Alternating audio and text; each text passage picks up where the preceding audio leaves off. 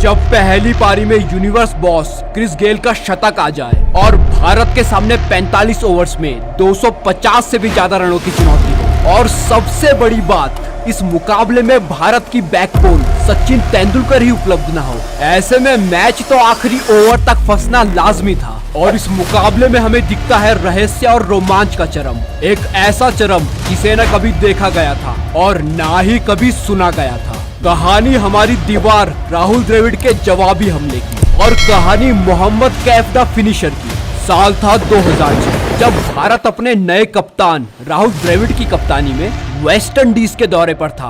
वहीं सामने थी कप्तान ब्रेन लारा की युवाओं से भरी टीम। और पहले ओडीआई मुकाबले में जब टॉस जीतकर भारत ने वेस्ट इंडीज को पहले बल्लेबाजी करने का आमंत्रण दिया, तो भारत को नहीं पता था कि आज क्रिस गेल एक सुनामी बनकर भारत पर टूट पड़ेंगे। खराब मौसम होने के कारण इस मुकाबले को 50 ओवर से घटाकर 45 ओवर्स का कर दिया जाता है, लेकिन आज क्रिस गेल का ये प्रहार पहले ओवर से ही शुरू हो चुका था और क्रिस गेल नाम का ये तूफान आज रुकने का नाम नहीं ले रहा था।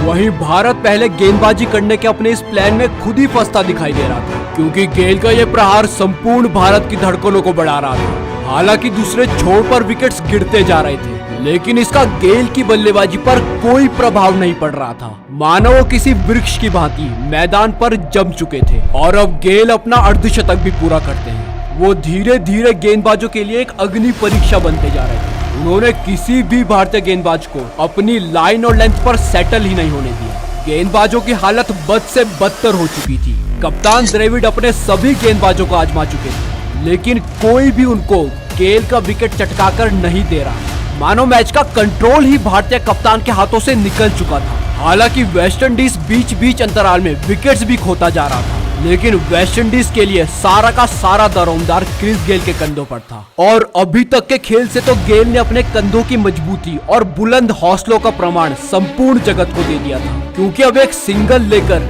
गेल 100 के आंकड़े को भी पार करते हैं। और ये शतक उनका भारत के खिलाफ चौथा, तो वहीं अंतर्राष्ट्रीय क्रिकेट में 12वां शतक था। शतक पूरा करने के बाद तो क्रिस गेल भारतीय गेंदबाजों पर और भी जमकर बरस पड़े। उनकी ये बल्लेबाजी भारत को घुटने टेकने पर मजबूर कर रही है। गेल ने अपनी इस पारी में 18 चौके और 2 छक्कों की मदद से 123 रन बनाए और गेल के इस बड़े शतक की बदौलत वेस्ट इंडीज अपने 45 ओवर के खेल में 251 रनों के आंकड़े तक पहुंचता है। अब भारत को अगर इस मुकाबले में जवाबी हमला करना था और मुकाबले को अपनी झोली में डालना था, तो 45 ओवर्स में 252 रनों तक पहुंचना था। और ये एक ट्रिकी लक्ष्य था, क्योंकि इस मैच में भारत के संकट मोचन सचिन तेंदुलकर भी इस पूरी श्रृंखला का हिस्सा नहीं थे। ऐसे में भारत के लिए मजबूत हौसले लेकर इस लक्ष्य तक पहुंचने मैदान पर उतरे कप्तान राहुल द्रविड़ और वीरेंद्र सहवाग। वेस्ट इंडीज के पास इस मुकाबले में पहली पारी का मोमेंटम था, जिसका फायदा उनको दूसरी पारी में भी मिलता है। और फिडेल एडवर्ड्स ने पहला ओवर ही मेडन डालकर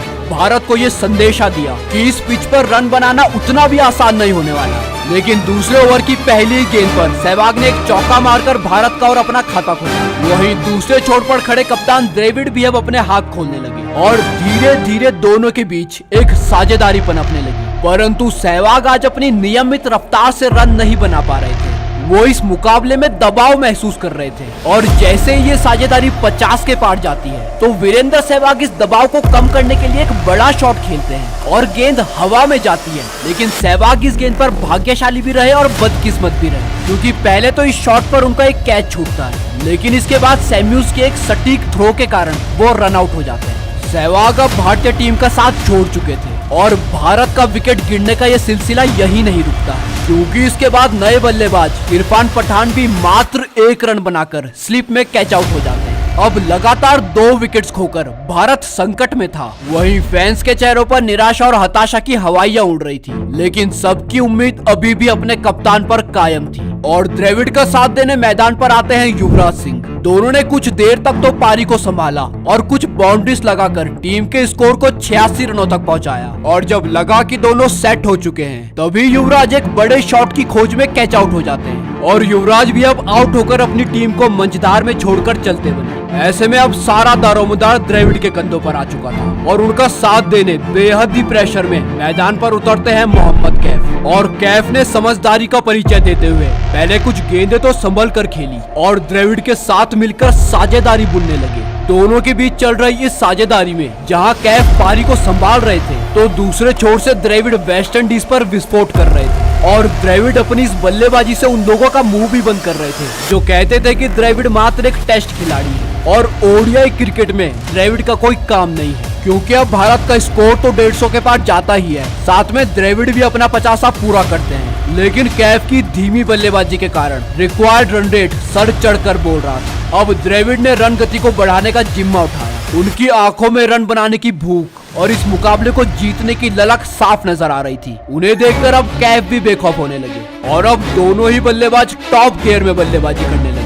वहीं शुरुआत में जल्दी विकेट्स खोने के बाद अब भारत ने इस खेल में वापसी कर ली थी, जिस कारण फैंस का भरोसा भी वापस लौट आया, क्योंकि अब दोनों खिलाड़ियों ने क्रीज पर खूंटा गाड़ दिया था। और जब भारत को जीत के लिए 45 गेंदों में 54 रनों की दरकार थी तो द्रविड़ ने एक सिंगल लेकर अपना तूफानी शतक पूरा किया। द्रविड़ ने अपने इस शतक से सभी हेटर्स के मुंह भी बंद करके रख दिए थे, क्योंकि द्रविड़ ने यह शतक 100 से भी ज्यादा के स्ट्राइक रेट से लगाया था। और कैफ और द्रविड़ के बीच ये शतक या साझेदारी भारत को जीत की दहलीज तक तो ला गई थी। और जब लगा कि ये दोनों ही इस मुकाबले को अब खत्म करके ही वापस लौटेंगे, तभी कप्तान द्रविड़ एक बड़े शॉट की तलाश में बाउंड्री पर कैच दे बैठते हैं और भारत को अभी भी जीत के लिए 43 रनों की जरूरत थी। द्रविड़ की इस 105 रनों की पारी का सभी तालियों से सम्मान कर रहे थे, क्योंकि क्रिस गेल की शतकीय पारी का ये एक मुंह तोड़ जवाब था।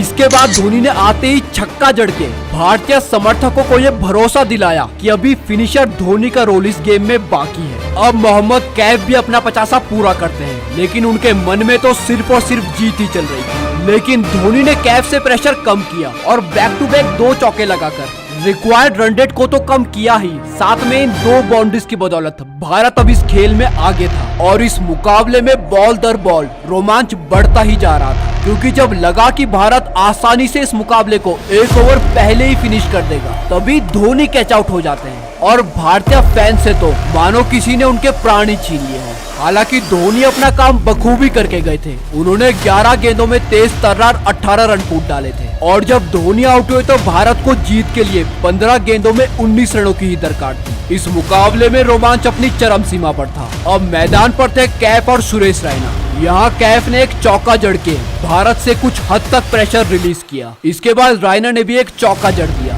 अब 10 गेंदों में 8 रनों की जरूरत थी और कुछ सिंगल्स की बदौलत ये मुकाबला अब आखिरी ओवर में जा पहुंचता है, जहां भारत को जीत के लिए महज 4 रनों की ही दरकार थी। फैंस अपने नाखून कुतर रहे थे और इसका प्रमाण ब्रावो ने पहली 2 गेंदों में ही दे दिया था, क्योंकि उन्होंने पहली 2 गेंदों में एक भी रन नहीं दिया। प्रेशर अब भारत पर था। ब्रावो ने तीसरी गेंद डाली, कैफ ने 1 रन ले लिया और स्ट्राइक अब रैना के पास थी। अगली गेंद भी ब्रावो ने सटीक यॉर्कर डाली। रैना शॉट मारते ही रन के लिए भाग पड़े, लेकिन यहाँ नसीब भी रैना और भारत के साथ था, क्योंकि रैना आउट होते होते बाल बाल बचते हैं। अब आखिरी 2 गेंदों में 2 रनों की जरूरत थी। सबकी सांसें थम चुकी थी। सभी हाथ जोड़कर अपनी टीम की जीत की दुआएं मांग रहे थे और जैसे ही ब्रावो ने गेंद डाली, कैफ ने पॉइंट की तरफ एक चौका जड़ के भारत को ये मैच 5 विकेट्स और 1 गेंद शेष रहते जितवा दिया। अब सबकी जान में जान आती है, क्योंकि ये बेहद रोमांचक मुकाबला द्रविड़ के साहस और कैफ की फिनिशिंग पारी की बदौलत अब